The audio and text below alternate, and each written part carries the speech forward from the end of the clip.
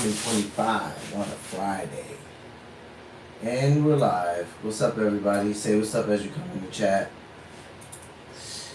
Yeah, we got a little bit late live stream tonight, but that's all good. We're gonna jump right into these couple of stories here, and then we're gonna go ahead and let you guys enjoy your Friday. So what's up, guys? Say what's up in the chat as you come in. Happy Friday, everybody. March 28th, 2025. And we are live. Welcome to the daily live stream. Daily live stream, guys. We are almost at the end of the week because we're going to be here tomorrow. So let me jump in and read you guys the menu for tonight, because tonight I'm not going to keep you guys long. Shout out to DW News. They have 5.7 million subscribers. Why no one wants to meet U.S. Vice President Vance in Greenland? So J.D. Vance's wife, Usha, was going to Greenland. I believe initially she was going to Greenland for a dog show. I think it was, they said. And I guess because of all of this fun she was talking about, she was going to have J.D. Vance later on made a video / announcement stating that he was going to join Usha in Greenland because he didn't want her to have all the fun, but he was going to be staying on a military base that I believe was relatively close to there. And people from Greenland got upset, and they took it offensively, and they took it as an aggressive move, which I thought was pretty interesting. And also, Denmark got upset. So this will be very interesting to watch. We'll take a look at this clip and see what all went on there. But I thought it was extremely interesting that Greenland took J.D. Vance's visit as an aggressive move. I wonder if Usha would have went by herself, if they would have felt that way, but probably not. Then switching gears a little bit, shout out to CBS 13 News. Attorney General Pam Bondi announces arrest of top MS-13 gang leader. So I actually got a chance to watch this last night. I live streamed it for you guys last night on my streaming software, but I was not reacting to it. I was just streaming it for you guys to watch. So what I'll do is I'll actually react to it today, and huge accomplishment for the Trump administration. She got a lot of kudos for this, a lot of praise from President Trump. I believe the gang member was actually living in Virginia. I'm not sure exactly what she said, because she's going to go over it in this video, but I believe he was like 30 minutes or 35 minutes from DC. So that was crazy. Hacker Edits, what's up? Thanks for stopping by. Shout out to you. Happy Friday. So, yeah, I think she said he was living in like Virginia, like 30 minutes from DC, which I was like, that's pretty wild. The top MS-13 gang member was living 30 minutes from Washington, D.C. and Virginia. That's crazy. And then we'll switch gears. Shout out to Times Now World. They have 687,000 subscribers. Kash Patel fires back at Senate over FBI investigation demand. So, Kash got into a pretty fiery exchange with the Senate because they are saying that they want him to investigate this reporter that was added to the social platform where the cabinet, so you had some cabinet members. There was a couple of them. It was about 15 of them, but I know it was Pete Hegseth, Tulsi Gabbard was in there, John Radcliffe was in there, a couple, J.D. Vance was in there, and they were basically talking about striking the Houthis, which is the terrorist group that President Trump has named a terrorist group, and also U.S. strikes in airstrikes in Yemen. So now they're calling for the FBI to like basically start a full-on investigation, and Kash kind of fires back, and he's like, no, I'm not doing that. I'm not answering none of those questions, anything that's open or ongoing, and so they kind of go back and forth. So that's fun to watch.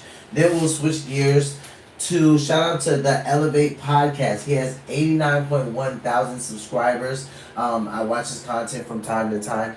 He covers a lot of different things, but I like his conservative leaning stuff. For the most part, I believe that's all he covers. But I'm relatively new to the channel, about a couple months now. So we're going to watch him cover shocking Quebec primer publicly supports Polyev in stunning move. And this is huge. So I thought it was interesting that Quebec chimed in and said, hey, we're in support of Pierre Poilievre. In case you guys don't know who that is, he is one of the candidates running for Prime Minister of Canada against Mark Carney. I personally am a Pierre fan, so all my Canadian family, if you're watching or whenever you get a chance to watch this, please vote for Pierre, guys. If you're not gonna vote for Pierre, I really don't care. But just like, you don't have to tell me why, but I would like to know. I would like to know what is it. I mean, and really, do I really want to know? Because this is like me asking somebody in the United States why did they vote for, I don't know, Joe Biden. I don't know anybody. So it's that you guys don't have to tell me, but because you guys are over there and you can see a lot more than I can. You know, I can just grab what I can grab for the news, talk to some of my friends.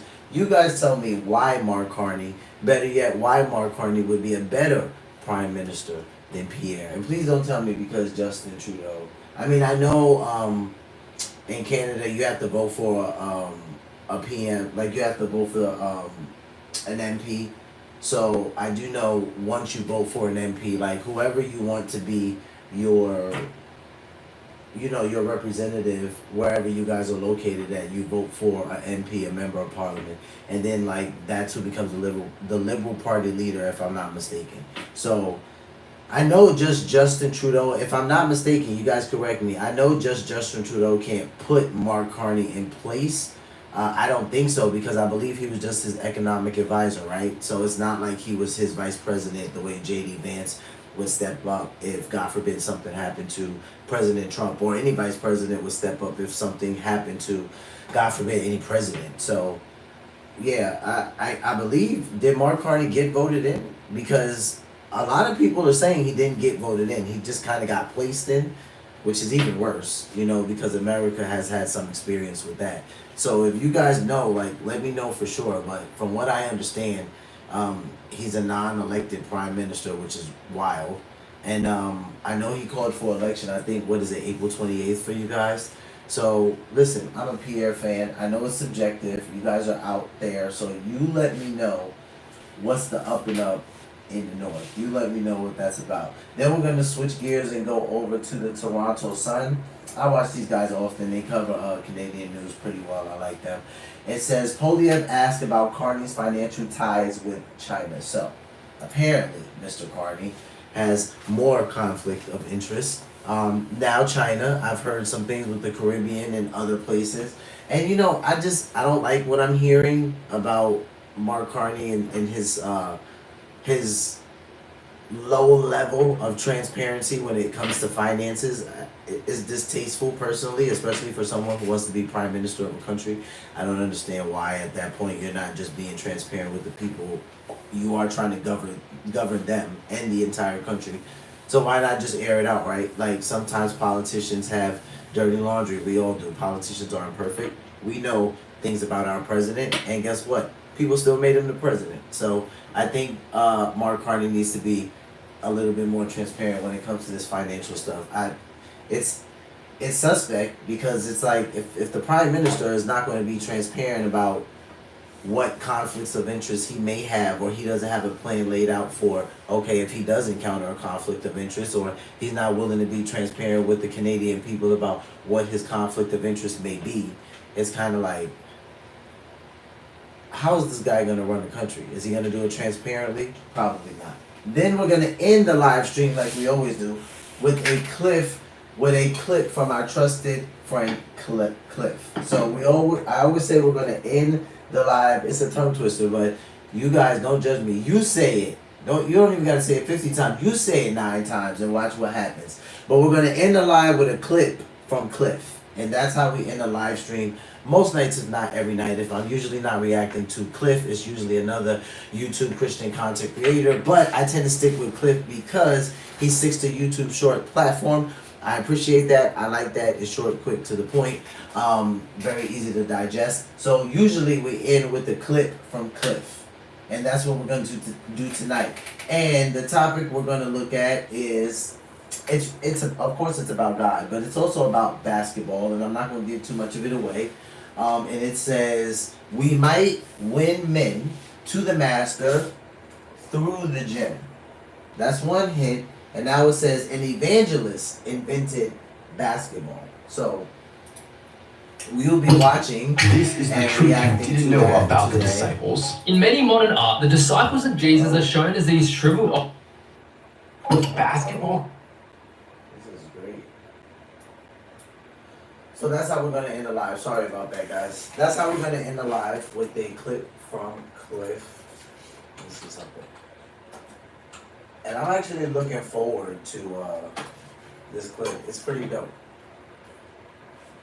The gentleman that's talking in the clip says that he's spoken to NBA players, NBA coaches, and this story is not very well known. And he thinks it's amazing that all of these athletes and men who've been through in the NBA, none of them have an idea about why this man here actually made it and what was the initial purpose for it. So give me 1 second here. I am actually looking something up about James Naismith, in case you guys are wondering. Did James Naismith invent anything else? In addition to basketball, he is credited with inventing the protective helmet for football players. The Naismith Memorial Basketball Hall of Fame, Springfield, Massachusetts, was incorporated in 1959. So we'll hear about James Naismith at the very end of the live stream where we're looking at the clip from Cliff, but I wanted to just look up a couple of things. Let's see what Britannica is saying about this. Oh, okay, he was born in Ontario, Canada. Okay, so he was Canadian. Was a Canadian American physical education director who in 1891 invented the game of basketball.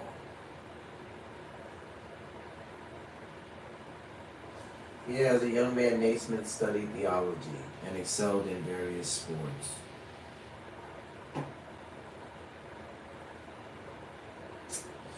Dude, this is cool. Okay, so after we react to it, I might read some of that. That's why I wanted to pull up Britannica. So thank you guys for being patient with me. And with that being said, guys, it's Friday night and we are live. Welcome to Cozy Corner TV, ladies and gentlemen. I am your host, Kieran Smith, called me Q, and we are on the corner. We are on the corner, ladies and gentlemen. So let's jump right into the first thing on the menu. Why no one wants to meet U.S. Vice President Vance in Greenland?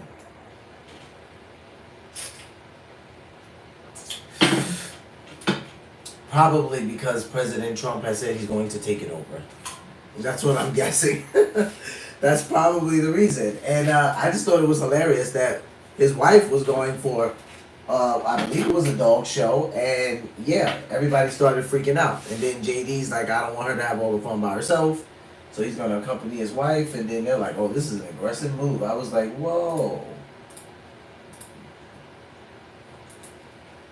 An aggressive move? Yeah, so let's take a look.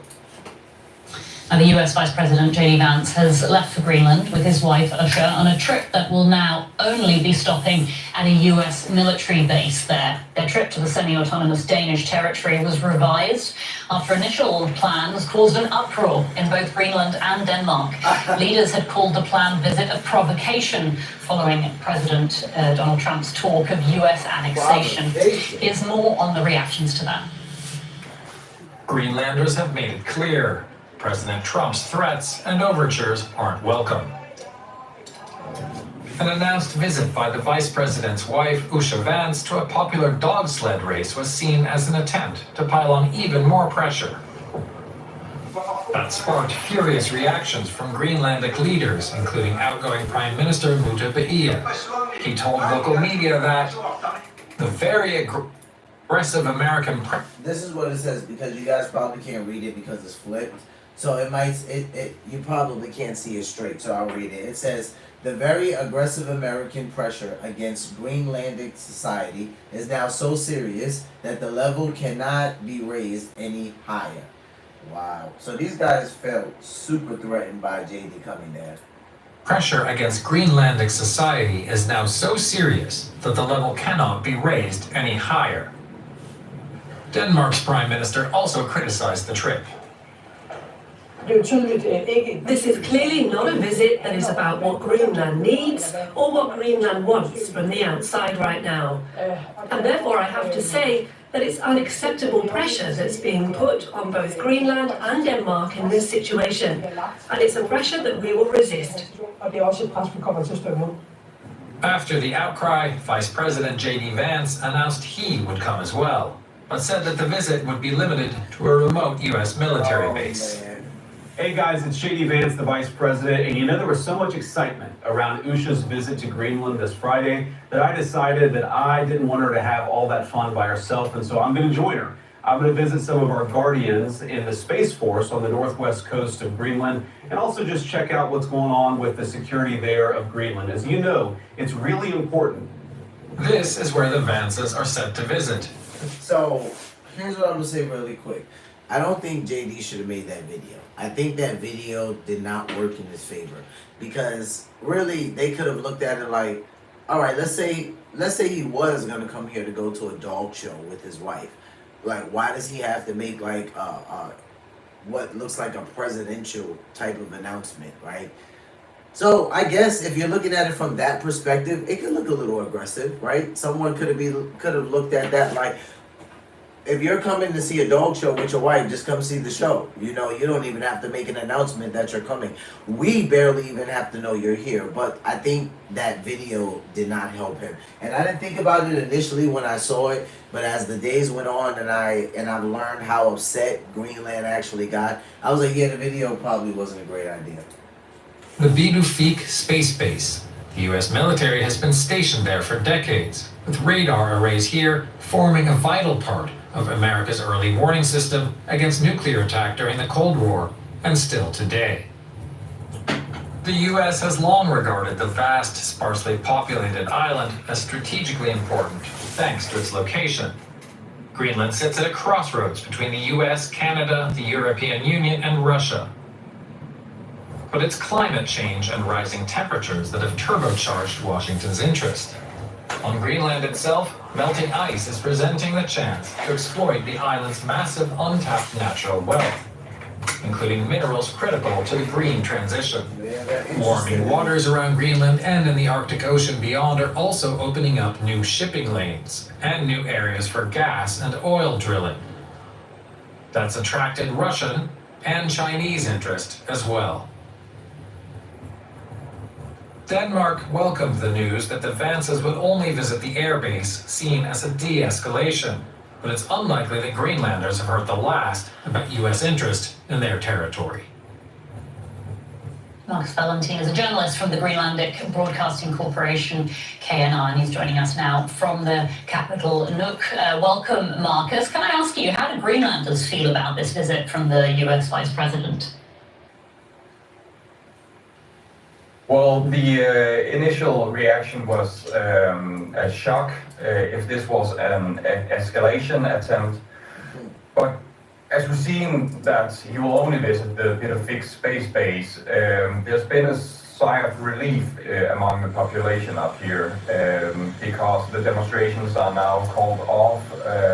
It is also, there's a feeling of proudness that all the hard work from the different Greenlanders wanting to make mass protests and the politicians trying to get Trump to back off his plans and J.D. Vance to back off his plans has finally in some sort of way worked where they are de-escalating the conflict.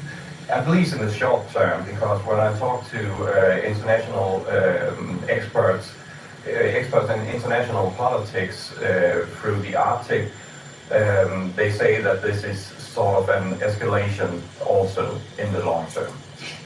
There are reports of US officials going door to door in Greenland to try and find some residents who are prepared to give J.D. Vance and his wife a warmer welcome. Can you confirm that happened? They didn't want to give him a warm welcome. I can confirm that happened. I have some sources that was planning the visit, that was trying to set up some visits and have gotten rejections from everywhere. And we have also heard from different vendors here in Nuuk that people came up to them and said that they wanted to make a PR stunt.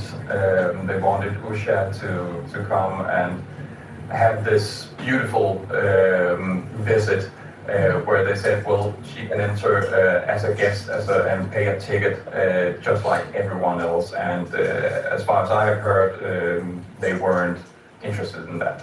All right. Do you know if there was any outreach by the US, any attempt at all to coordinate this visit with the Greenlandic or Danish authorities at all? I'm not aware of this, if there has been any official talks. Up here in Greenland, we know that there are some people, American citizens, that has worked alongside the administration to invite them to Greenland as a private visit. But as far as how much of an attempt they've had in cooperating with the Greenlandic and the Danish government, it's hard to say. But we know from the Greenlandic politicians, at least, that they are not. They have expressed to the U.S. officials that they are not welcome in Greenland because a coalition government is still in the talks, or were still in the talks. It is now being presented later today here in Nuuk, a new government. But it is seen as, from the Greenlandic perspective, as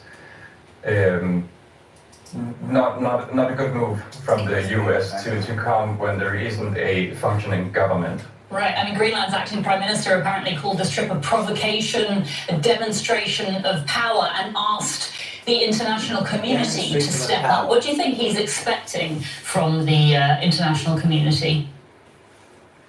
The cost of healthcare is high in the U.S. A demonstration of power, I think that's a little bit overzealous, I think.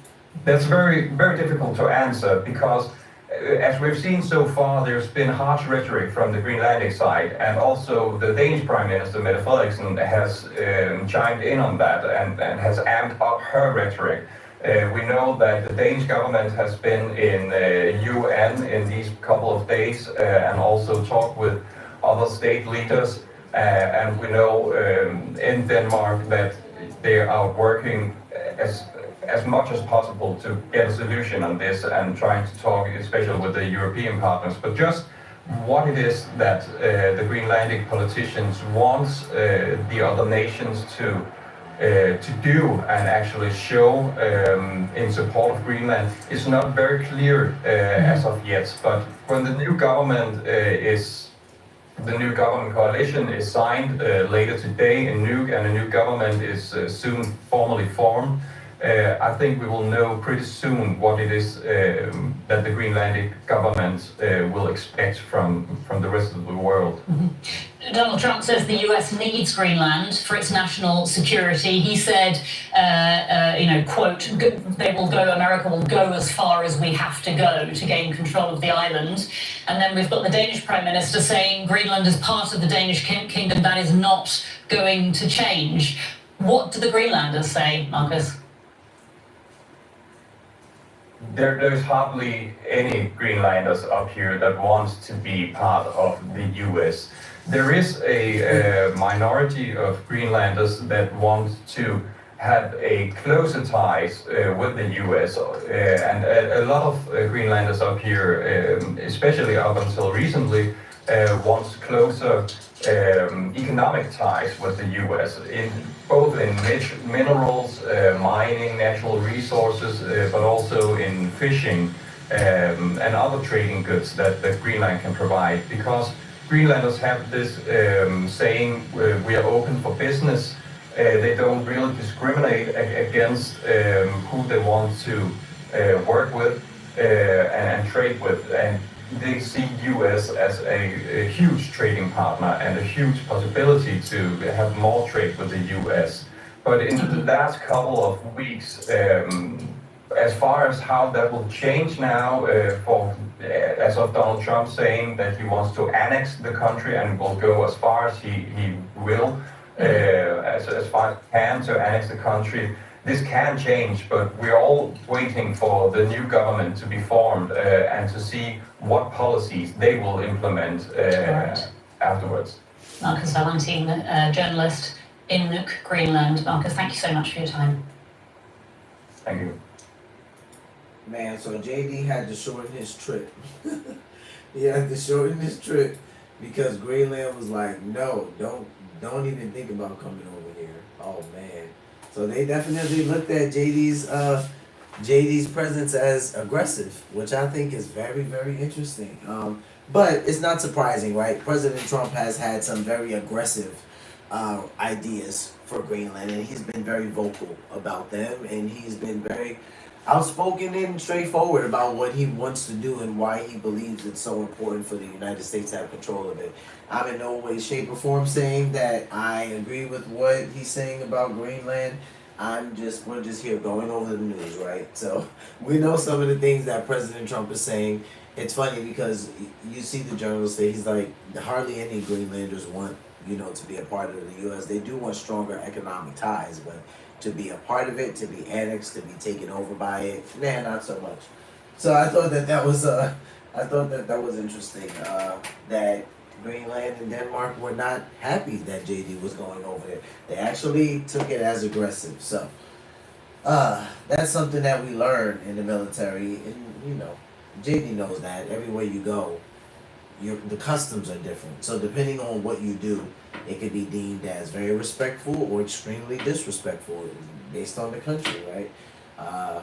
Perhaps in Greenland and Denmark, when you just feel like you're going to show up and you don't have an invitation, they might feel like you're being a little disrespectful. Who knows?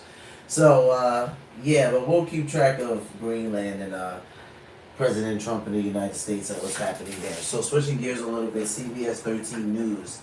Attorney General Pam Bondi announces arrest of top MS-13 gang leader. So not just any gang leader or gang member of the MS-13 gang, but the top one. He was, I believe, she will confirm, I believe he was living 30 to 35 minutes from Washington, D.C. in Virginia, which I was like, that's wild, the top member. And the guy's relatively young. I think they said he was 23. So let's hear what AG Pam Bondi has to say. Early this morning, one of the top leaders of MS-13 was apprehended. He was the leader for the East Coast, one of the top 3 in the entire country. Right here in Virginia, living half an hour outside of Washington, D.C. Half an hour. He is an illegal alien from El Salvador, and he will not be living in our country much longer. He's in custody this morning. One of the top leaders right here near our nation's capital.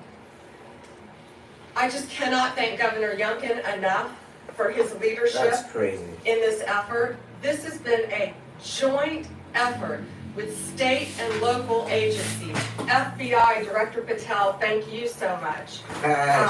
Terry Cole, Virginia Secretary of Public Safety, our U.S. Attorney, Eric Sieber, DHS Secretary Nome, of course, who is in El Salvador, the home country currently of our illegal alien. DEA Acting Director Maltz, thank you. Our U.S. Marshals Service, ATF, all of the members of our task force who have been working tirelessly. We were out at that scene this morning, and what we saw was second to none. Teamwork, everyone working together. Someone made a great point, no egos. It was a team. You could not tell who was with what agency. Everyone was working as a team. And the most important thing, all of our agents were safe this morning, all of our law enforcement officers, and the bad guy is in jail.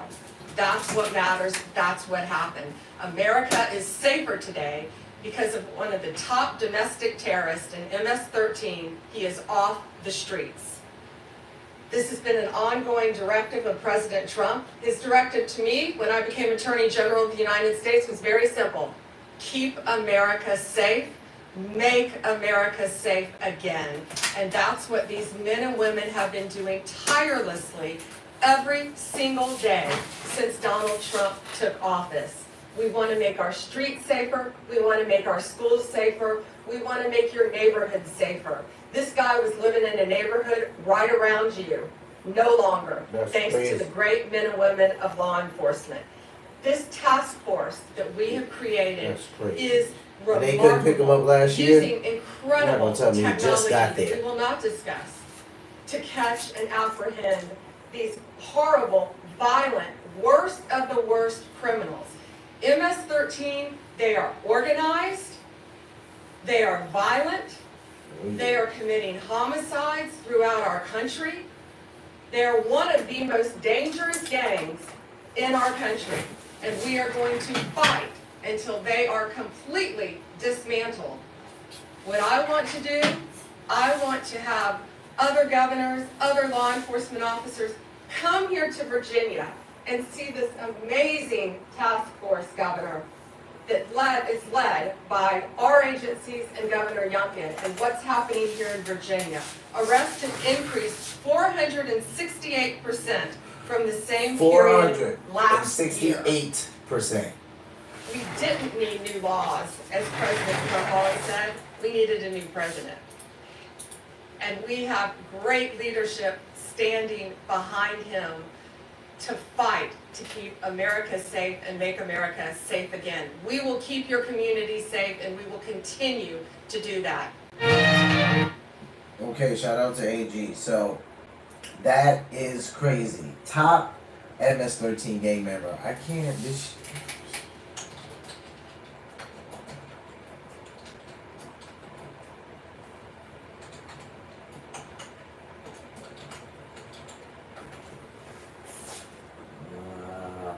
They say his age here. I watched something where they say he's 24. Okay, 24-year-old illegal immigrant. I was like, yo, he is young. That's crazy. Like, he's and one of the top members. I'm like, at 24, he must have been in there for a while. So I thought this was interesting because you didn't see that splattered all over the media. Right? And this is what I don't like about mainstream media, especially the ones that are far left leaning. It's like, why didn't we see that splattered all over the media? You see it some places, but not the way you would see certain news. Certainly not the way you saw the reporter being added to that social app that the cabinet members were on. That was everywhere. There wasn't anywhere that you could look where you didn't see it. And I know this because every time I was on YouTube, it was on my feed, on my feed, on my feed. It didn't matter what I looked up. It popped up on the side. It popped up at home.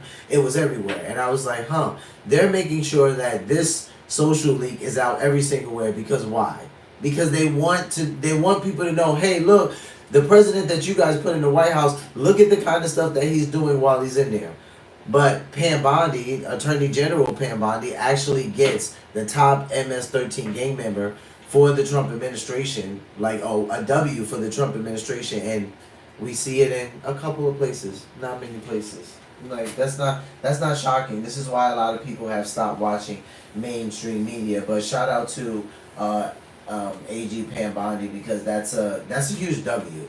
We're talking about like the top gang members. So we know there's always a hierarchy, so there's someone to step up, but it's always different when you got the boss, right? It's always different. So shout out to the White House for that W, and W for us, right? Like, the top MS-13 gang member, yeah, he definitely has to go back, and there's a great chance he did not come here legally. So let's hope that the Trump administration is able to get on one of the most dangerous threats out of the United States. So with that, switching gears, guys, we're going to go to Times Now World. Shout out to them. 687,000 subscribers. Kash Patel fires back at Senate over FBI investigation demand. So they want it. They're demanding it. They're like, Kash, like, really what they are insinuating is that you better do this. That's what is given to me when I watch the Senate hearings.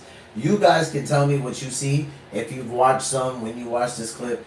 But to me, I feel like they're like, are you thinking about doing an FBI investigation on this? Okay, you're thinking about it? Well, okay, great. Think about it, but you better do it at the same time. That's kind of what they're giving at the Senate hearing. So let's take a look at the clip and see what they're talking about. Thank you for the time, and I struggle, and if you look at my notes, I've changed my mind about 1,000,000 times what I'd like to talk about. I'd like to first start with Director Ratcliffe. I find it This is Miss Houlihan, and she is a representative from Pennsylvania, and she is. I have some information on her. Where is it at? U.S. Representative Chrissy Houlihan is an Air Force veteran, engineer, entrepreneur, and educator who is continuing her career of service as the first woman ever to represent Pennsylvania's 6th district in Congress. So that is who is speaking here, Miss Chrissy Houlihan. So for you to accuse me as a Democrat of not caring about national threats, I very much wanted to talk about those. In fact, had prepared questions in advance of this hearing about those threats, specifically about biosecurity and bioterrorism, but I don't have time to ask those questions because the threat is in the House. The threat is across the dais, and I need to ask these questions. It's my job to ask these questions of you. Because when I served in the military, and I served in classified environments, had this happened to me, I would have walked my resignation in immediately. This is not okay. Communicating these sorts of things in Signal is not okay. Targets, times, those kinds of things are absolutely classified, and we all know it. I know it, these people know it, you all know it. And the fact that we're having to have these conversations now means that I can't ask the questions that I need to ask about things like bioterrorism and biosecurity. And so I'd like to put you in check as well, sir, because you can't assume who I am any more than I can assume who you are, sir. I would like to move my questions, however, over to Director Gabbard, because you are the DNI. You do have an obligation and a responsibility. Okay, that's Tulsi Gabbard. She's the Director of National Intelligence. And she was in the chat. She did not have a crucial role because she was traveling at the time. So I just know that from watching some of the Senate hearing. But you know, there's some questions that she had the answer to, others not so much. And she mentions, I don't know if it's in this clip, but she does mention during her hearing that she wasn't traveling, so she didn't play a major role in the chat, which the basically the transcript actually does reveal that. Obligation and a responsibility. I'm going to speak to you specifically about the fact that you have spent much of your 40 days talking about the importance of making sure that we don't reveal classified information, making sure that we don't leak information. You're a former battalion commander in the Army. I don't think that you would have necessarily appreciated the kind of leaking of information that I believe absolutely did happen in the Signal channel and is worthy of a further investigation. In fact, this committee established something called 50 USC 3235A, and this committee on a bipartisan, apartisan basis requires you, the DNI, to swiftly notify Congress and the Intelligence Committee if you're aware of any sort of significant unauthorized disclosure or compromise of classified information, which I would argue this has all of the markings of being that. And so if you, as the DNI, see such a thing anywhere within your organization's purview, you have the obligation to begin an investigation to report back to us on that. Would this seem to qualify to you as something worthy of that investigation? Thank you for your question, Congresswoman. In this situation, Secretary Hegseth has the classification and declassification authority over DoD information. This chat did not have the auspice of being a DoD chat. There's no such thing as labeling as DoD. This was a chat amongst a great variety of people, and you, according to our law that we passed here bipartisanly, have an obligation when you think there has been a tangible, significant leak of information to instigate an investigation. Do you not think it's important to do such a thing? The National Security Council is investigating this inadvertent leak. And again, I point to Secretary Hegseth as having the classification. I would argue that Secretary Hegseth, if he had the dignity that he needs to have, should be walking his resignation in, because I believe that his probably is heading toward being relieved of his duty based on what I think are significant and illegal leaks, most likely. I would like it if you would please commit to this organization that you will follow the law. And I would like it if you would also investigate what is likely to be more than just this chat, because if there's one, there's more than one. She basically said Pete needs to be fired, and she doesn't know why he's still there. There's smoke, there's fire. Would you please obligate yourself and your organization to that investigation? Yeah, Congresswoman, yes, I will follow the law. Thank you. I appreciate that. And Director Patel, I learned just recently that you only heard about this yesterday, which blows my mind since I heard about it 2 days ago, and I'm just a low on the dais, junior chipmunk here. Did you really only hear about this yesterday? The exact timeline I'm not aware of, but yeah, I think it was yesterday or the night. And now that another day has passed, Well, actually, it was the night before the hearing. Now that another day has passed, do you believe that it's now time potentially for the FBI to open an investigation into this? I'm not going to comment on that. Because you're the director of the FBI, you don't believe it's appropriate to comment on that? Because there's a process in place, there's an ongoing litigation, and the National Security Council is reviewing this matter. Now, I'm not going to discuss any open or closed That investigation. ongoing investigation, literally, the lawsuit happened today or yesterday afternoon, and the idea that you don't have an opinion on this at this point is frustrating to me. No, it's not. I'm not going to prejudge any matters, and the men and women of the FBI will call the balls and strikes, Reclaiming my time, not sir. you. Sir, Mr. Chairman, I'd like to have. Gentleman's recognized. You have Thank 4 you. seconds remaining. No, I have more than that. 2 because seconds Mr. remaining. Patel would not end. Gentleman's time has expired. Mr. Stubbe. Thank you, Mr. Chairman. Director Gabbard, were there any sources described in the signal chat? No, Congressman. Were there any methods described in the signal chat? No, Were there any locations? no. Therefore, due to the fact that there were no sources, no methods, nor locations described in the signal chat, it does not make the discussion classified. Is that correct? That is up to the Secretary of Defense determination. The Democrats are obviously making the assertions that what was in the signal chat was classified and claiming that Secretary Hegseth put this war plan out to the world, which he clearly did not. Were there any names in the signal chat? No, Any targets? no, Any locations? no, Was there a unit name or location of that unit? there was not. Were there any routes described in the signal chat? No. Wouldn't an operational plan contain that type of information? Every operational plan I've ever seen has contained that information. Thank you. Shifting to the real threats to America, the southern border. Due to the previous administration's open border policies, they allowed The over real 10 million threats. illegals into our country. Well, we know. Well, yeah, I do. This is Mr. Stubbe. I think he is a Republican. What state is he from? Hold on.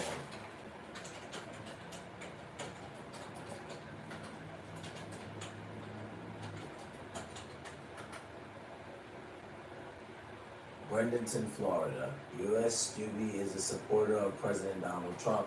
Yeah, that's not shocking. He sounds like one. In December 2020, Stubbe was one of the 126 Republican members of the House of Representatives to sign an amicus brief in support of Texas. Okay, I got it.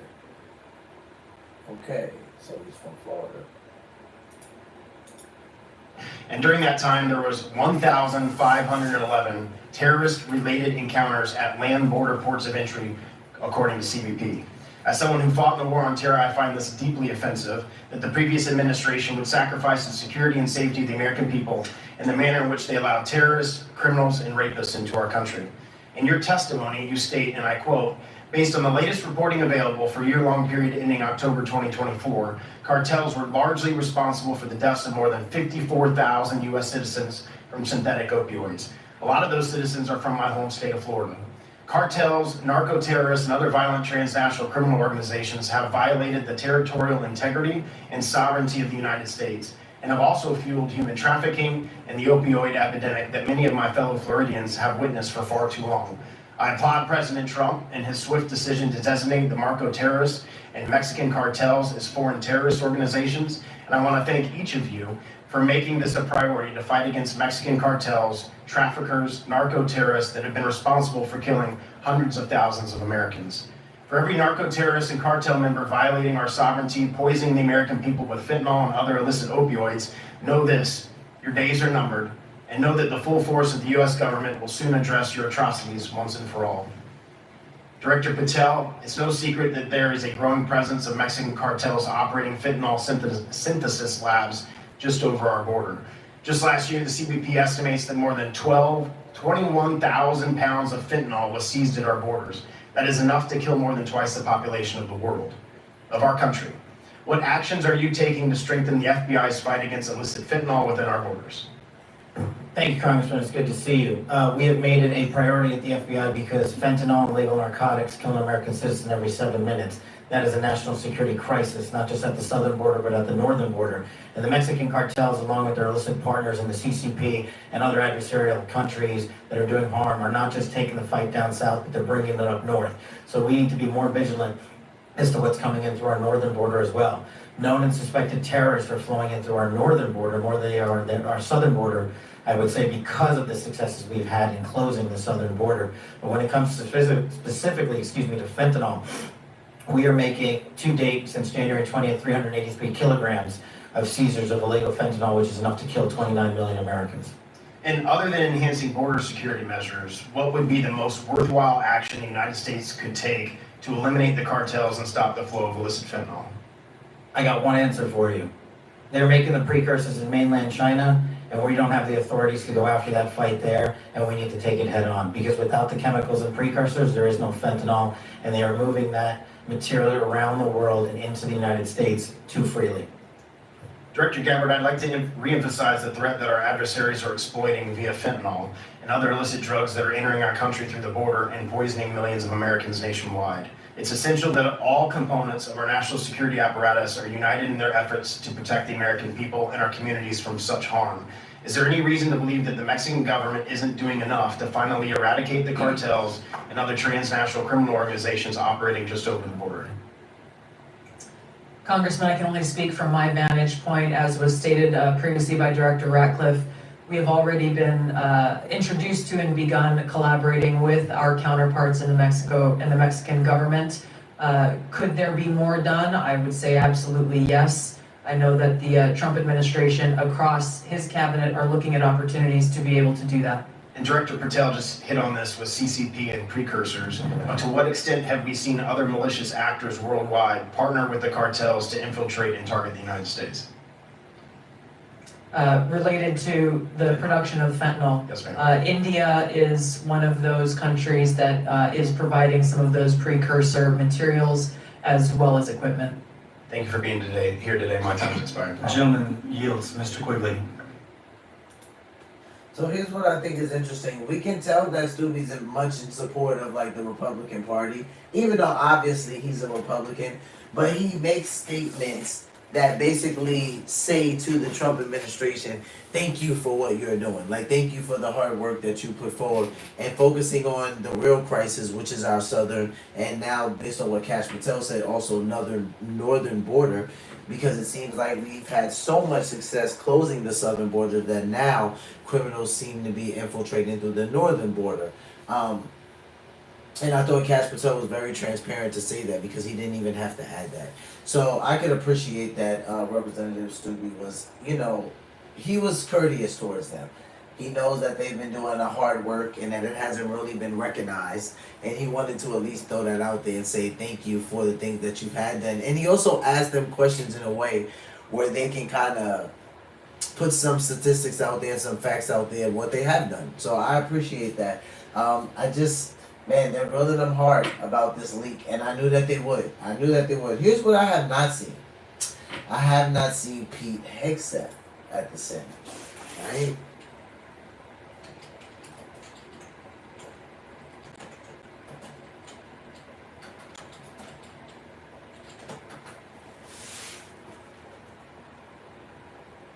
No, just the confirmation that said. Yeah, so I think that that's interesting, right?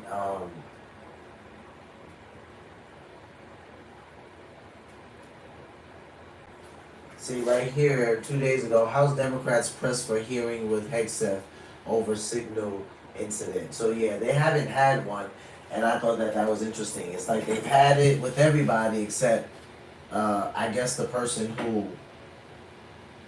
He's not the one who added the reporter to the chat, but he's the one who was talking about the details in the chat, like Pete Hegseth, because he's he's the Secretary of Defense. He's the one who was talking about this is the time the strike is gonna happen. We saw the target going to his girlfriend's building, and now the building collapsed. Like, Pete Hegseth was kind of the one delivering those types of details. So I think that that's the reason why they want a hearing with him. He's not the one who added the reporter to the chat, at least based on the stories we've heard so far. No one has said Pete Hegseth was the one who added this guy to the chat. Maybe they're upset with him because he didn't notice someone, I don't know, out of place was in the chat. But when you're in the chat with like 15 or 16 people, you just probably wasn't zoomed in on just every single name and probably saw the name. What's the lawyer's name? Jeffrey, or is it Jeffrey or Joe? But probably saw his name, and maybe because he has a familiar contact, he's like, oh, that's such and such.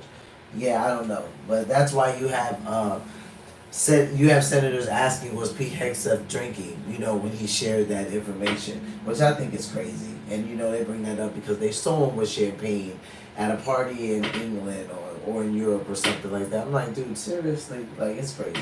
All right, guys, so switching gears. We are going to move over to the Elevate podcast. Shout out to him. He has 89.1 thousand subscribers. Go watch his channel when you get a chance. I love his conservative leaning stuff. He does a good job on it, especially when he's reporting on things from, like today, Quebec, primer, things from Canada, conservative leaning. I can appreciate it. So you guys go over to the channel and check him out. We are going to take a look at shocking. Quebec primer publicly supports Polyev in stunning move. This is huge. So we are switching over to some Canadian news because, as I always mention on the channel, Canada is my second most watched country on the channel. They watch my channel the second most. And I like to keep up with my Canadian news as much as I can for them. So been watching things as the election approaches, been watching the candidates, listen to Carney live often, listen to Pierre live often, because this is how I would do it in the United States. I wouldn't just watch one side or whatever side I thought I was going to vote for. I would watch both. And much bigger fan of Pierre than I am of Mark Carney's. So let's take a look, because it seems like in Canada, they are experiencing what we're experiencing in America when mainstream media, of course, lies, and especially about the polls. So I love that he actually covered some of the poll action, because he's definitely like, listen, the polls can say whatever they want. The proof is in the pudding, and people are showing up to Pierre's events. Now, I've watched his first one, second one, third one. If I don't see them live, I usually catch them later. First one was kind of small, if you want to count like him being in a bigger space and not at maybe a work site type of environment. But first one was kind of small. I remember telling my wife, okay, there's a good amount of people there, but he needs to get bigger, thinking about the support in the election coming out. Second, third, fourth one, he's in there. Like, that's it. Like, people are showing up. Every single parking space is filled. People are standing outside. Some people are not getting in now. And that's why I said, come on, President Trump. If he's paying attention to Canadian politics, or has been, then he would know that based on the economy, Canada's not doing great at all. This is the reason why so many liberals have even been upset, because they feel like Justin Trudeau drove the economy into the ground. So now they want something different. This is why I've been saying that I feel like our Canadian friends are leaning more right, more conservative, because they're like, hey, we've been left for like a decade, better part of a decade, and we're like too far left now, so let's bring this thing back right and try to balance it a little bit. So I feel like some conservatism is a desire over there. I feel like they are wanting that, and the liberalism is just too much at this point. So with that being said, let's take a look at what the Elevate podcast has. We're officially on day 5, and oh baby, there's some big developments happening. We have the Premier of Quebec, François Legault, saying, there's only one candidate at the moment who has a legitimate and constructive policy around immigration, which is very important to Quebecers, and we'll be taking that into serious consideration going into an election. I would hope, if they're smart, other federal leaders take note. And that is a big thing that happened today. For the Premier of Quebec to come out and essentially support and endorse a position and a potential policy of conservative candidate is a big, big thing in Quebec, especially with immigration in the top 3 of the core issues of Quebecers. We'll see where this goes. But before we get to that story, we have to kind of show the lead up of what got us to this point. Because last night we were talking about how Mark Carney was bragging about how he's done more than Polyev, how he's been going over to Europe, landing deals with France, the UK, and the EU. He said it himself, and everyone started cheering. Yeah, Mark Carney's the man. He's the man. Screw America. We're gonna break the dependence. Screw America. And then, well, after that happened, 1 a.m. Eastern time, Donald Trump took exception. But before we get into it, please take the time to like and subscribe and share this with those in your life and those who are around you. If you find it valuable, it'd be super appreciated. So what we've learned are us YouTubers and independent media are in a battle with the mainstream media For sure. and the false narratives that they're trying to push For to sure. their masters. And so it's going to be the power of the people versus the powers of the man who are trying to control what you see, control how you feel. So it'd be much appreciated if you could go ahead and like and share. Well, let's get into it. If the European Union works with Canada in order... All right, I'll read this. He's going to read it, but I'll read it for you guys because it might be flipped. This is Donald Trump's post. It looks like his ex-post. It says, if the European Union works with Canada in order to do economic harm to the USA, large-scale tariffs for larger than currently planned will be placed on them both in order to protect the best friend that each of those two countries has ever had, which is the United States, Donald Trump is saying. The Union works with Canada in order to do economic harm to the USA, large-scale tariffs far larger than currently planned will be placed on them both in order to protect the best friend that each of those two countries has ever had. That's a big warning coming from Donald Trump. He sees what's going on. First off, we know Donald Trump hates globalists, so he hates Mark Carney and he hates the liberals. And he says, all right, you guys do anything funny, try to screw us over, well, guess what? It's going to get real bad for both of you now. Donald Trump's not a huge fan of the EU and really not a huge fan of Mark Carney. And for him to utter this as a threat, saying, yeah, I know it's not just about securing deals. You guys are likely up to something that's going to try and screw us over, so And I agree with him. Not a huge fan of Mark Carney. I even believe earlier last year where Elon Musk was in support of Pierre Poilievre. He actually made a post about it, and I believe Donald Trump alluded to the same thing, saying like Donald Trump's always been saying to get Trudeau out of there for some time now. But it's interesting because that shift, like he just said it here, Donald Trump hates Mark Carney, he hates the liberals, which is interesting why Donald Trump said, I'd rather deal with a liberal when it comes to Canada. I was like, come on, President Trump. I try to be balanced on my channel, I will be balanced. And that's not balanced. That's not true. He knows he wouldn't rather live with a liberal, and that's why I said, if that's a power move, which it could be, I don't like that. Just simply because it's Canada, but I do understand what President Trump is doing by trying to reset the baseline for these tariffs because America has been done just not the greatest by certain administrations. It's not fun to watch this. I'm going to put out the shot right now. You do anything that tries to screw with our economy, our way of life, our people, well, you're going to get it twice as bad. And this is a warning to Canada, especially Canadian voters. Your support for Carney is supporting more chaos and more hostility from the United States because he's not a great negotiator and he's not operating in good faith. We saw it, we covered it last week, where talks were starting to come about Canada potentially joining the EU, which on its face is essentially the same thing as being annexed by the United States. You're essentially becoming a province of the EU is essentially how that ends up working. Yep. So you're going to become part of the EU that's across the pond, or you're going to join the United States.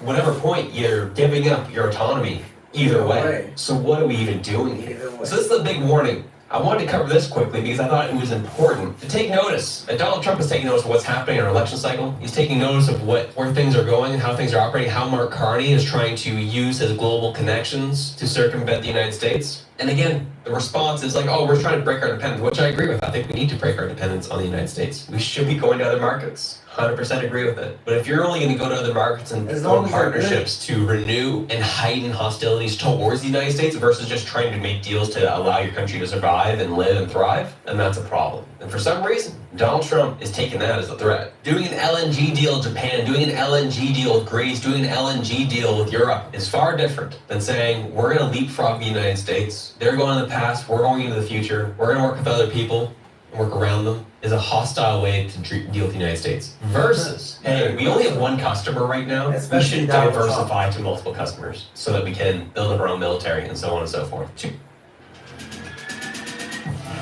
Donald Trump is definitely going to take that aggressively, definitely.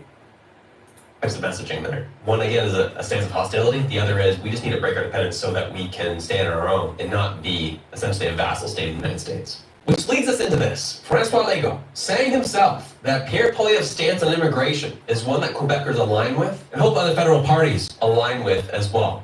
This is what he had to say. It's in French, so there's a heads up, subtitles are there, and I'll be sure to summarize it for those who are listening to audio. Groupe important, on parle de la moitié des travailleurs temporaires choisis par, pas des travailleurs, mais des immigrants temporaires choisis par le gouvernement fédéral.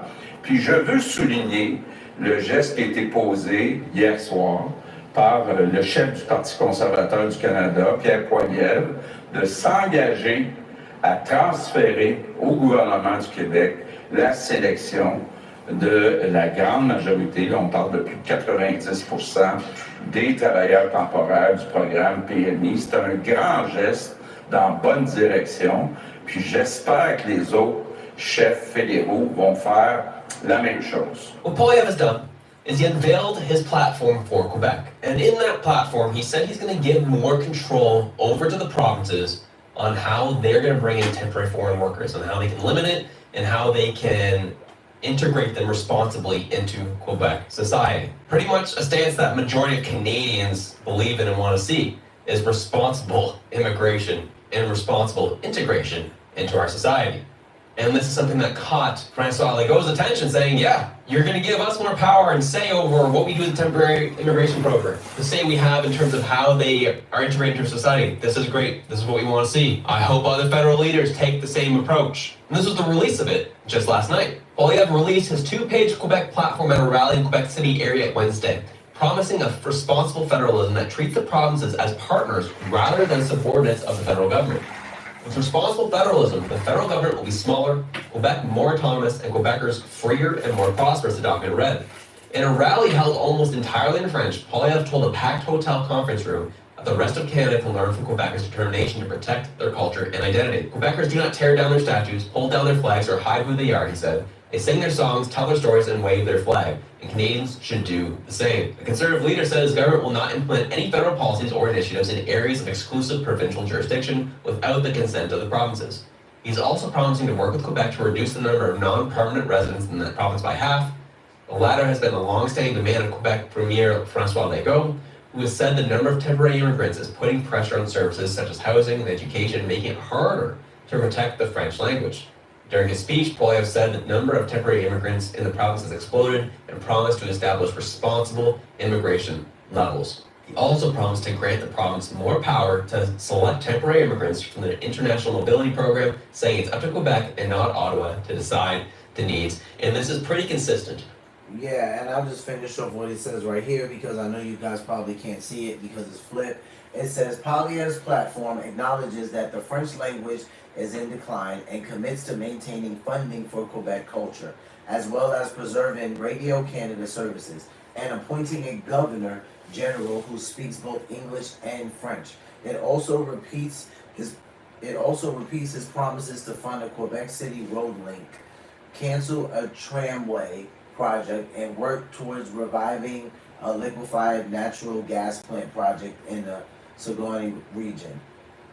The crowd in the room waved blue and white Quebec Pour Pierre signs, chanted his name, and cheered as Poilievre name dropped famous Quebecers, including hockey great Maurice Richard and pop star Celine Dion.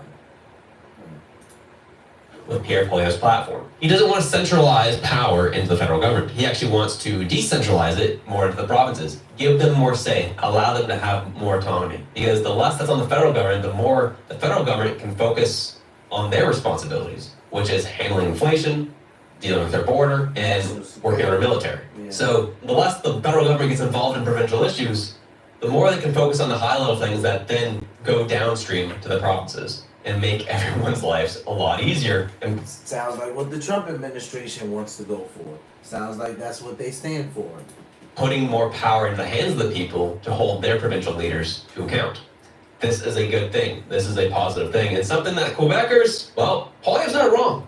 There is something that to be said that Canadians can learn from Quebecers. They're unapologetic about how they feel, unapologetic of who they are, and unapologetic about their background. Something that Canadians could probably learn something from. I would agree with that. But here on this day 5, we have Pierre Poilievre announcing some big things for TFSA accounts. Pierre Poilievre says, introducing the Canada First SA top-up. A new conservative government will let you put an extra $5,000 a year into your TFSA for investments in Canada. Bring it home. He says, introducing the Canada First TFSA top-up. A new conservative government will let you put an extra $5,000 a year into your TFSA for investments in Canada. This is a big thing, because right now the current contribution room for 2024 and 2025 was $7,000. So that's pretty good. So now it goes up to 12.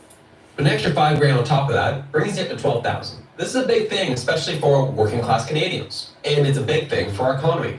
I saw the comments a lot from the left saying, what the heck, what's going on? $5,000, I don't have an extra $5,000. This is useless, this is stupid. Well, here's the thing, folks. I understand that you only see this far in front of your face. It's about 3 inches. But this is how it all works. With Poilievre introducing policies that allow you to pay less taxes, introduce policies that cut the bloat out of the government, introduce policies that rein in inflationary spending, more power will be restored to your dollar. And on top of that, when you cut out the excess, you'll be able to keep more of your money, and then you'll have more of it later to, I don't know, contribute to your extra $5,000 of TFSA room. There's an idea. Oh, on top of that, it's a Canada First TFSA top-up, meaning you only get the $5,000 if you're investing in Canadian companies, which is also another big moment. If you can solve the issue on the personal level, with people having more money, having more power in their dollars, being able to invest more, and they can use their TFSA, which is tax-free savings account, so all their gains are tax-free when they invest through it into the stock market, the more it's going to encourage more dollars going into our Canadian system. So the more you invest in Canadian companies, the stronger it makes our Canadian companies and infrastructure. It is a cyclical ecosystem. It's fairly simple. And this is why it's a good thing. But I know the left is like, oh, this is ridiculous. What a waste of time. Because what's happening? Of course. Mark Carney, what his promise is I'll give you more money. And Poilievre is promising I'll free up your money. Yeah. Which one is better? Well, the people who don't understand how economics work, even on a simple level, are going to be like, no, I want to be given money. Then they wonder why all the housing's gone up through the roof. Why they can't afford things at the grocery store anymore. Because the government, you keep giving permission to this government to value your dollar, to take in everybody's money, and then they decide how they're going to disperse it. But this is the one thing I thought was interesting. We look at the contribution room, right? From 2009 to 2012, it was $5,000. Then it went up to $5,500 for 2013 and 2014. In 2015, we saw this huge spike. And that was a promise the Conservative government at the time had made. They were hoping to double it. They didn't end up doubling it to 11,000. They only went up to 10,000. But that was a big, big spike. And their promise was going to be that it was going to remain at $10,000 for the subsequent years. However, Justin Trudeau gets in, and he cuts it. Oh, look at that. So you can even see the difference. So I was waiting to read this to you guys so he talked a little bit more. It says right here, I can't see the top right there. Let me see. If you turned 18 after 2009, your TFSA contribution boom starts in the year you turn 18, and your TFSA contribution room accumulates every year after that year. Investment income earned by and changes in the value of your TFSA investments will not affect your TFSA contribution room for current or future years. The annual TFSA dollar limit for each of the years from 2009 to 2025 are. So, from 2009 to 2012, Canada had a liberal government. Back down to 55. And it was at 5,000. That was the dollar limit. From 2013 to 2014, Canada had a liberal government, and it went to 5,500. So they increased it $500. From 2015, this was a promise, he said, from a conservative government in Canada that said that they were going to double the amount. They wanted to take it higher, he said, but they only, I think 12, but they only got it to 10, or 11, but they only got it to 10. Okay, but that was the conservative government. And then 2016, he says Justin Trudeau gets in, and this annual TFSA dollar limit drops from $10,000 to back to $5,500. And then, you know, he stays in because he literally just left, right? From 2019 to 2022, it was another $500 increase. Now, this thing was just at $10,000. He chops it in half well, 5,500 to almost half, right? What it was prior to that, and then every year after that, he only goes up $500. So from 2019 to 2022, it went to 6,000. 2023, it went to 6,500. 2024 and 2025, it's at 7,000. And that's crazy because the conservative government just came in and it was at 5,500 and they was like, wham, they put it to $10,000. They get Canada gets a liberal government, bam, it drops back down to 5,500. This should show you right here. That's the difference between the liberal government and conservative government. The liberal government says, I want to give you money. The conservative says, I want to free up your money. But when people can't understand things like that from an economic standpoint, this is why they'll say things like, no, we want Justin Trudeau, or no, we want Mark Carney. Because they don't, and then they're mad that they're living paycheck to paycheck, or they don't understand why they're living paycheck to paycheck. Yes, now some of that is personal budgeting. But with that being said, it does not help when you have a government that will do something like this. That why would you have the annual TFSA dollar amount at $10,000 with a conservative government promise, and then you guys, the liberals, come back in and they chop it in half? Just is ridiculous. 500. Then increases to 6, increases to 6,500, then increased it for 7,000 for 2020. He cuts it back down to 5,500. It's a big spike. And their promise was going to be that it was going to remain at $10,000 for the subsequent years. However, Justin Trudeau gets in, and he cuts it back down to 5,500. Then increases to 6, increases to 6,500, then increased it for 7,000 for 2024 and 2025. This is what your liberal government gives you. When Justin Trudeau got in after the 2015 election, he reversed the increase, restoring the TFSA limit back to 5,500, which is what we see here, citing concerns about fairness and fiscal responsibility. And this was the start of Trudeau stripping away your financial autonomy because he thought he knew better than you. And here we are 10 years later in the mess that we're in. One party wants to give you more freedom and more autonomy over your life, and the other wants to keep the boot on your neck. What choice are you going to make? And we'll finish off with this. Yep. There's been a lot of excitement around the Poilievre campaign, and this is Pierre Poilievre campaigning. He says, I'll go back a little bit. He says there's been a lot of excitement around it. And the post says, people who actually work hard for a living ain't voting liberal. Okay, that was the case in the United States too, but I'll just leave that right there. So this is Pierre Poilievre with his wife and his 2 children. He's campaigning, and he's talking about how there's a lot of excitement around Pierre's campaign. Now, their polls will tell you that Mark Carney is leading, or him and Pierre are very close. But when you take a look at Pierre's campaigning, it's been starting to pick up. I've been watching him since he first started campaigning. At first, it was a little small. He was really at work sites when he was outside of work sites, and he was in a more broader environment. It got a little bit bigger, but I said to my wife, he needs to gain more, traction as far as campaigning if he really wants to compete with the liberals. And then as I watched him throughout the days, it just gets bigger and bigger. No parking spots. Everyone can't get in. So there's a lot of excitement around Pierre's campaigning, and I like this because the polls were doing the same thing in America. They were doing the same exact thing to us. They were saying things like, oh, Kamala Harris is going to smoke Donald Trump. Or first it was Biden, and then it was Kamala. And then it's like, oh, yeah, there's no way the Republicans are going to win. Oh, there's so much excitement around Kamala Harris's rallies. And then they start doing AI generated stuff and making up a crowd for her and all this weird stuff. But there was real excitement around President Trump's rallies because you could see it. He was literally filling rooms to the point where people could not get in, or the camera would just pan the entire audience and you would see not even one seat that was open. But they were saying that, President Trump wasn't doing much and that, he's probably not going to win. They're doing the same thing in Canada. It's scary. It's scarily congruent. What I'm seeing, it literally is scary. There's been a lot of excitement around the Poilievre campaign, and this was a video posted by the pleb that he pulled from CPAC of Poilievre and his family on the tarmac with some supporters. And then it was interesting seeing these working class people running up to him to get photos with him and how excited they were to see him. It was kind of interesting, something to watch here.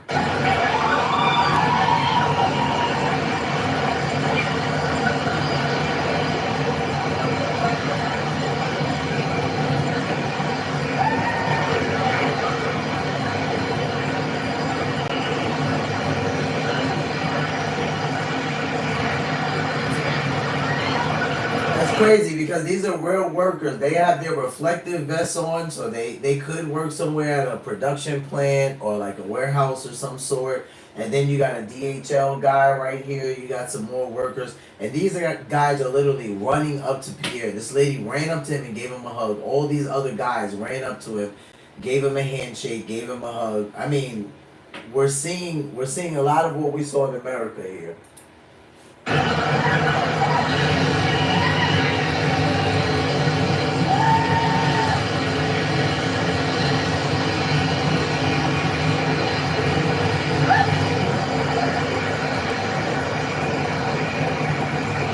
So you can say what you want about the polls, you can say what you want about Carney and all this, but the excitement around the Poilievre campaign is undeniable, coming from all swaths of life. And we've seen it from the different aspects of data, of who's voting liberal and who's voting conservative. And we've understood that the 65 plus people who have money are the ones who are going to be voting for Carney. Whereas the working class, those who still have their lives in front of them, those who still want to own a home, are the ones who are supporting this man right here. It is very interesting. But that is it. Have yourselves a good one. Yeah, it is very interesting. It's very interesting how how your election is completely mirroring America, and it's doing. Thank you to all of you for. It's doing it so well that it's literally scary. That's 5 hours ago, so I'm gonna watch that bio. But yeah, shout out to the Elevate podcast. Like I like his stuff, and I think he covered that extremely well. A lot of what we saw here in America during the election, and I've been saying this over and over about Canada. I'm like, dude, this is scary. You guys need to be paying attention to this guy. You guys need to be paying attention to Mark Carney. Like, I'm saying that in a sense where it's like, I was going around to certain people and I was like, listen, you guys need to pay attention to this election. Do your research. Pay attention. And it's like, you know, you just have your people that's like, I'm going to be a liberal forever, so I don't care if this person is a complete tyrant. I'm still going to vote for them. And then you have your people that they start to kind of wake up from drinking the Kool-Aid and they're like, oh, okay, this is what's been going on. So I'm hoping that that's what starts to happen in Canada. So switching gears a little bit, we're going over to the Toronto Sun. Shout out to them, 252,000 subscribers. I usually cover and watch things by the Toronto Sun. They do great covering Canadian news. They're probably mainstream over there, but I don't think so. And if they are, they're probably a smaller or up and coming, like to the point where they'll be mainstream, because 252,000 subscribers is not substantial for a mainstream, I would say, if you compare that to like a Fox News, you know, or even like an NBC or something like that. But it says, Poilievre asks Carney's financial ties with China. Okay. We keep hearing things about Mark Carney and his conflicts of interest, and he has ties here and money invested in this offshore account, and he won't be transparent with the Canadian people about where the money is at. And he did mention a little bit as to why he chose to put it in one place, kind of insinuating there would be some sort of double taxation. So I was like, okay, whatever. They're going to give him that because he kind of like, you know, went around that. But he's still very suspect because he's not transparent with the Canadian people about what are your conflicts of interest. Like all this money you have 3 passports, you barely spend any time in Canada, especially in the last decade. So if you have conflicts of interest when you become the prime minister, what is your plan to deal with those conflicts of interest? Crickets, okay. That is not transparent, and that is not okay for a prime minister. That's not okay. If Donald Trump wasn't willing to be transparent about any of the things he's dealt with, which really, if I'm honest, in America, he barely can't be. He barely can be because we can see everything on the news. Yeah, he barely can't be. We can see it. The news covers it. The minute he's in the scandal, he did anything. I mean, I remember during his first term when he was getting off a plane and he was, I think him and Melania were leaving the White House or going towards it, or they were going somewhere and they were walking, and I think President Trump tried to like grab her hand and she pulled away from him, and the media just zoomed in on it. Like, President Trump and Melania are having issues. They might get a divorce. Like, she hates him. She can't stand being the first lady. They do all of this stuff. So it's like, it doesn't shock me when I see this, but when I see the lack of transparency and somebody that's trying to run to be prime minister, I think that is insane. I think it's wild that this man can't answer what he would do if he even runs into a conflict of interest. It's just, we haven't gotten to that plan yet, or we're going to work on planning that. And guess what? When the reporters asked Elon Musk this question in the United States, not only did he, but also President Trump, they both chimed in and said if he were to run into a conflict of interest, that he would remove himself from whatever business dealings he had so he can continue his governmental duties. So I thought it was just interesting. He's suspect. You guys got to watch out for Carney, man. He's suspect.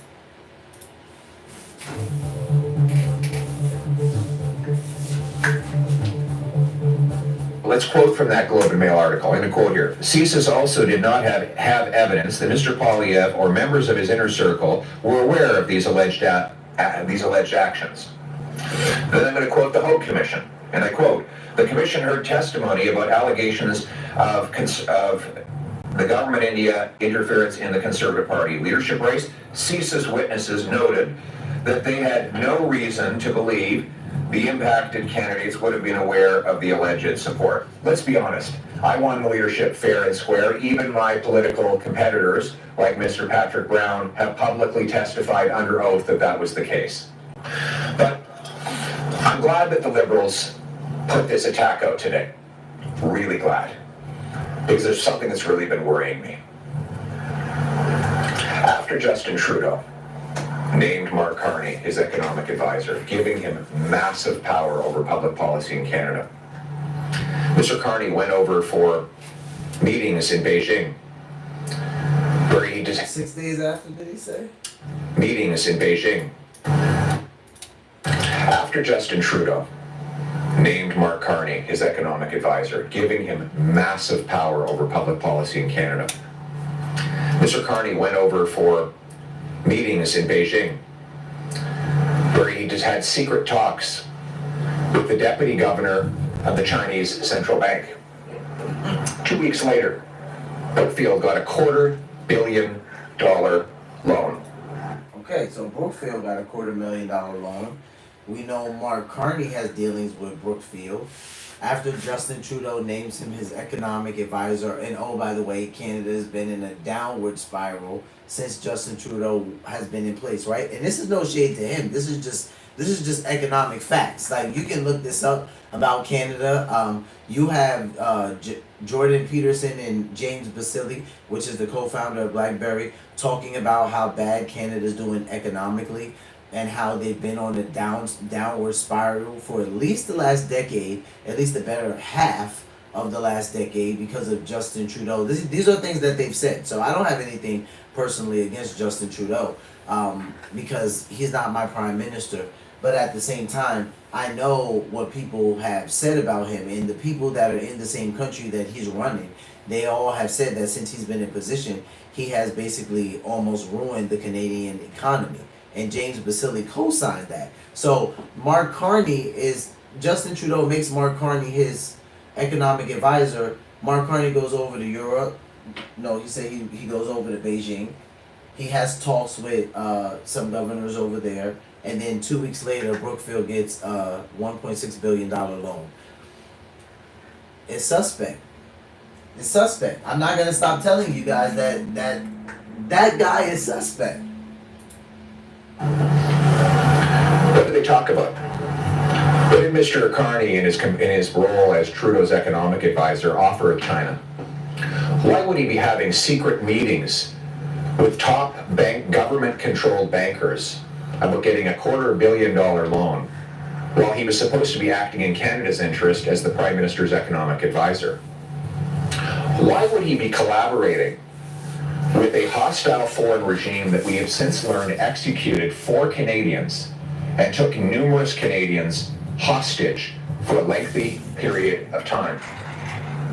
And given that Mr. Carney knows that he still owns massive financial interests in Brookfield, which owes a $250 million to a Chinese state-controlled bank, how do we know he's not going to act against our interests in favor of his financial interests? Why didn't he stand in front of this microphone and confess to Canadians that he owes the Chinese government that kind of money? Is this why he's covering up his financial interests? And given that China has murdered our people, taken our people hostage, how is he ever going to stand up to foreign interference when he is so financially compromised? We have never in our history had a weak, out-of-touch leader so terribly compromised and conflicted, whose interests go against our national interests. And I call on Mr. Carney right now to come before a microphone today and explain if this loan is still in place and if he still has those Brookfield assets that he had up until a few weeks ago. Because we cannot trust someone. Could you imagine? Well, you're supposed to be advising Canada's Prime Minister on the well-being of our economy, going to a foreign regime that had executed Canadian citizens, taken Canadians hostage, that it had already been public that they had interfered in multiple elections. They've done incursions into our northern waters. Mark Carney will never be able to protect our national interests because he has massive financial conflicts of interest overseas. What we need now is not to give the Liberals a fourth term with a weak and compromised leader. What we need is a Prime Minister who will put Canada first for a change. You guys don't do it. Don't give the Liberals a fourth term. I need you guys to understand how serious what he said is. With his conflicts of interest, especially when it comes to foreign entities. This would be like President Trump becoming the president and then making Elon Musk head of Doge, right? And then Elon Musk goes over to Russia, sits down with Vladimir Putin, and then 2 weeks later, Tesla gets a $1.6 billion loan. Okay, so I put it in those terms because as Americans, it'll be easier for you to understand if I'm using those people. That's pretty bad. That's pretty horrible. First of all, it would drive the American people crazy if it even got out to the public to begin with. But everyone would be thinking in their mind, why would, and then all of a sudden, mind you, keep going with that story, right? And then Tesla gets $1.6 billion. And then something happens to President Trump, to where he has to step down and he says, you know what, instead of my vice president taking my place, I want Elon Musk to do it. There's no one that's going to trust Elon Musk to run the country at that point, not knowing that he went and sat down with Vladimir Putin and then his company got $1 billion of money and now he owes a Russian bank $1 billion of money and he has some type of conflict of interest. Dude, come on.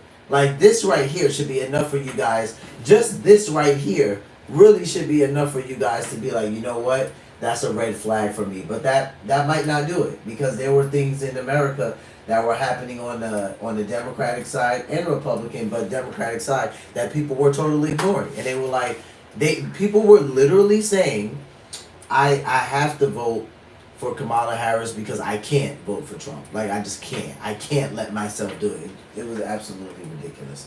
So with that being said, guys, we're at the last clip of the live stream. We're going to end the live stream like we do most of the time, most nights, with a clip from Cliff.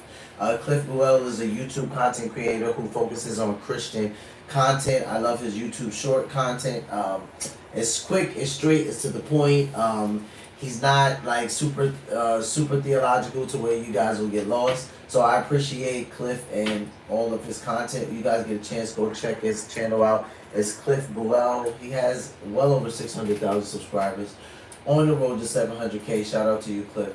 So the title of today is An Evangelist Invented Basketball. This would be James Naismith, who they are talking about.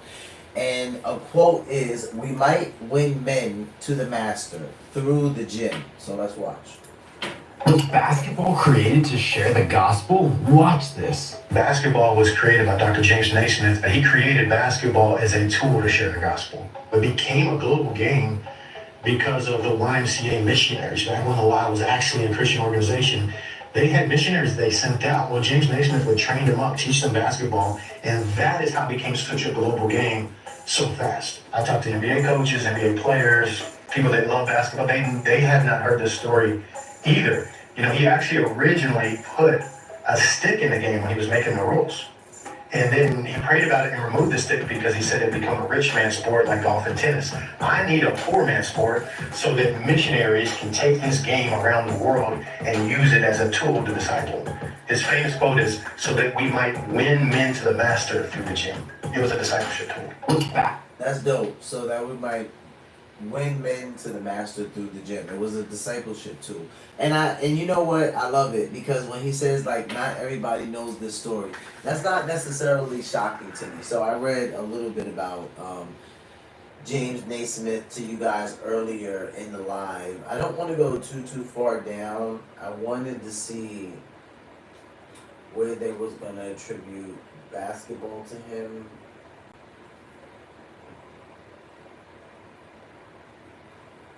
Alright guys, give me a minute, let me look this up real quick.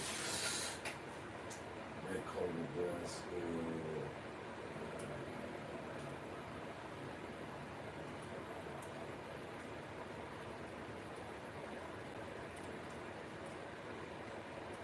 Okay, I think I'll just read this part right here. So it says basketball right there. Let's start from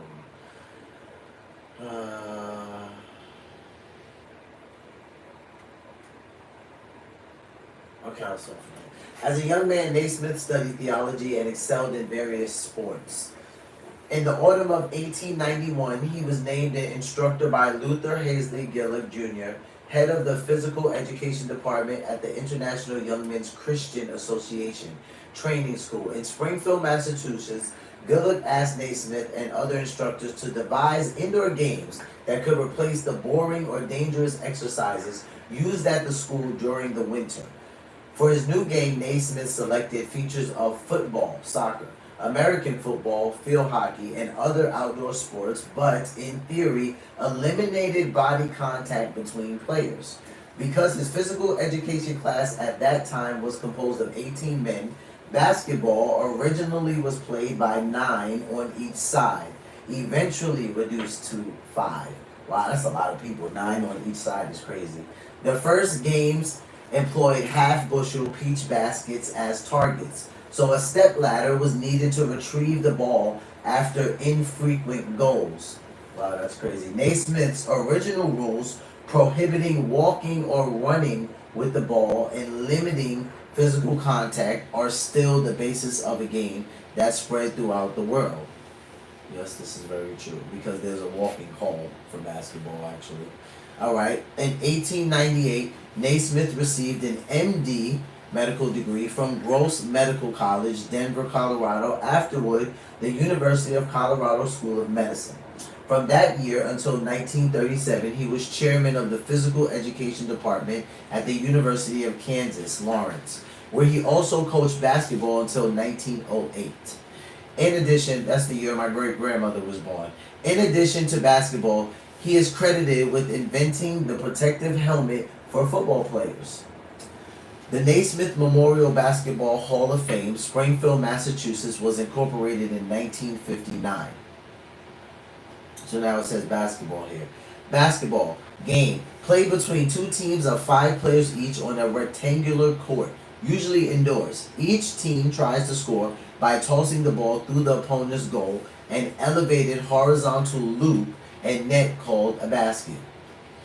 The only major sport strictly of U.S. origin, basketball, was invented by Naismith in 1861 to 1939, on or about December 1st, 1891. At the International Young Men's Christian Association, YMCA, some of you might know it as, training school, now Springfield College, Springfield, Massachusetts, where Naismith was an instructor in physical education. For that first game of basketball in 1891, Naismith used as goals 2 half-bushel peach baskets, which gave the sport its name. The students were enthusiastic. After much running and shooting, William R. Chase made a mid-court shot, the only score in that historic contest. So like a Steph Curry shot today, basically. Word spread about the newly invented game, and numerous associations wrote Naismith for a copy of the rules, which were published in the January 15, 1892 issue of the Triangle, the YMCA Training School's campus paper. While basketball is competitively a winter sport. It is played on a 12-month basis, which is why I love it so much, on summer playgrounds in municipal, industrial, and church halls, in schoolyards and family driveways, and in summer camps, often on an informal basis between 2 or more contestants.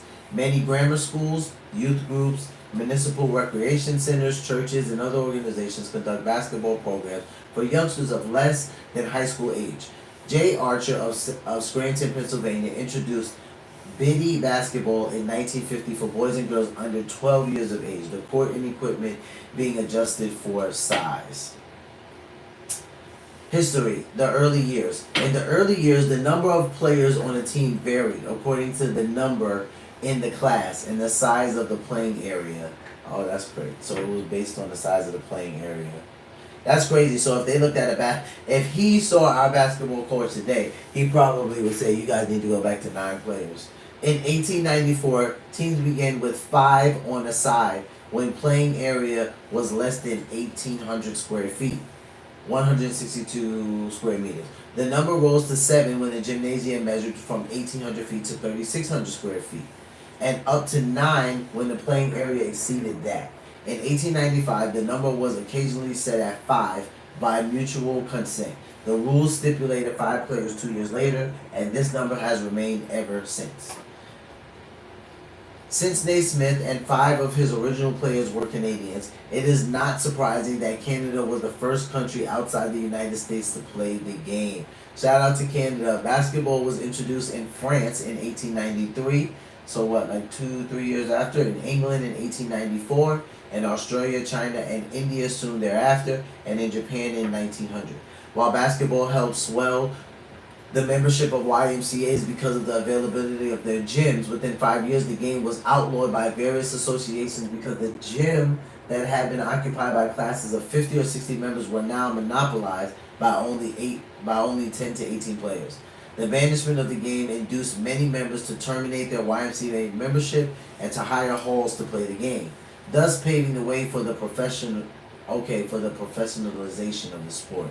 Originally, players wore one of the 3 styles of uniforms: knee-length football trousers, jersey tights, as commonly worn by wrestlers, or short padded pants. Oh wow. Yeah, they used to wear short padded pants. And like football players, that's crazy. Four runners of today's uniforms plus knee guards. Wow, plus knee guards. The courts often were of irregular shape with occasional obstructions such as pillars, stairways, or offices that interfered with play. In 1903, it was ruled that all boundary lines must be straight. In 1893, the Narragansett Machinery Company of Providence, Rhode Island, marketed a hoop of iron with a hammock style of basket. That's dope. So that's where it started at. Originally a ladder, then a pole, and finally a chain fastened to the bottom of the net was used to retrieve a ball after a goal had been scored.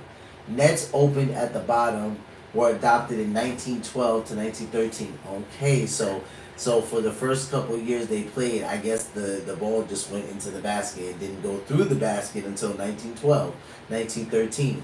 In 1895 to 96, the points for making a basket, goal or field goal were reduced from 3 to 2, and the points for making a free throw shot uncontested from a line in front of the basket after a foul had been committed were reduced from 3 to 1. Oh, so that used to be a 3-point shot. Oh, that's crazy. Okay. Baskets were frequently attached to balconies, making it easy for spectators behind a basket to lean over the railings and deflect the ball to favor one side and hinder the other side in 1895. They've actually done that in the hood when I was growing up. Like, somebody would literally climb the fence and they would stand up top, and when we would shoot the ball, they would like block it if they wanted the other team to make it. That's crazy. Okay. And deflect the ball to favor one side and hinder the other. In 1895, teams were urged to provide a 4-by-6 foot screen for the purpose of eliminating interference. Soon after, wooden backboards proved more suitable. Glass backboards were legalized by professionals in 1908, 1909, and by colleges in 1909, 1910. In 1920 and 1921, the backboards were moved 2 feet, and in 1939, is that 4 feet, because I don't think that's 40 feet in from the end lines and to reduce frequent stepping out of bounds. Okay, it might be. Fan-shaped backboards were made legal in 1940 and 1941. A soccer ball football was used for the first 2 years. Wow. Okay, small ball. In 1894, the first basketball was marketed. It was laced, measured close to 32 inches, 81 centimeters, or about 4 inches, larger than the soccer ball in circumference, and weighed less than 20 ounces by grams. By 1948, 1949, when the laceless molded basketball was first official, the size had been set at about 30 inches. Okay. So how much did it decrease? Okay, close to 32 inches. So it went a little bit smaller. The first college to play the game was either Geneva College or the University of Iowa. C.O. Bemis heard about the new sport at Springfield and tried it out with his students at Geneva in 1892. At Iowa, H.F. Kallenberg, who had attended Springfield in 1890, wrote Naismith for a copy of the rules and also presented the game to his students. At Springfield, Kallenberg met Amos Alonzo Stagg, who became athletic director at the new University of Chicago in 1892. The first college basketball game with 5 on the side was played between the University of Chicago and the University of Iowa in Iowa City. On January 18, 1896, the University of Chicago won 15-12, with neither team using a substitute. Kallenberg referred to that game a common practice in that era, and some of the spectators took exception to some of his decisions. Okay, so they go pretty far in about this. I'm gonna stop right there. So I think it's interesting. I just wanted to give you guys a little bit of like some basketball history. So that's what James Naismith initially had in mind. Everything has a purpose, right? When we first make it, or at least it should. We hope that it would. And that was James Naismith's purpose. It was to use the basketball as a tool to spread the gospel. I think that's dope. Basketball has been my favorite sport since forever. I love other sports, like I will watch football, really, and I watch tennis, but that's because I played tennis. And I actually watch tennis more than I watch baseball or like hockey. My wife watches hockey. I did grow up in New York and hockey was a popular thing. I just never really got into it. But as I get older, I feel like it's kind of interesting. Basketball is always going to be my first love, though. And after that, it's probably football, and then it's probably tennis. But it's interesting to see that it makes sense why I love it. Like, I was just reading, when I was reading about it earlier before I jumped on live with you guys, I was just thinking to myself, like, God is so interesting. I'm like, I've loved this sport since, like, I first picked up a basketball. So it makes perfect sense. Like, this guy, this was his original purpose when he created the game. And sure, when you go deeper into the story, he talks about that he wanted to make a game that was more fun for kids. You know, he wanted to make something that wasn't as boring as the sports that they currently had. But nonetheless, like a tool for the gospel. So shout out to James Naismith. Shout out to you, Cliff, for even getting this clip and clipping it so thousands, millions of people can see it. I know it's going to be great. Thank you, Cliff, for your content because it helps us on this live stream. So I appreciate you, bro. And with that being said, guys, I appreciate you guys stopping by and chilling on the corner with me. It's always fun when we get a chance to chill. Until next time, which is tomorrow, where we'll be live on the Saturday. I go live earlier on Saturday, so you guys can stop by probably around noon to 13:30. Let's call it. So noon to 1:30. I'll be live somewhere around that time. So I'll be looking forward to seeing you guys. Enjoy the rest of your Friday. Until next time, guys, what do I always say? Love yourselves, love one another, take care of yourselves, and take care of one another, and be peaceful. Peace.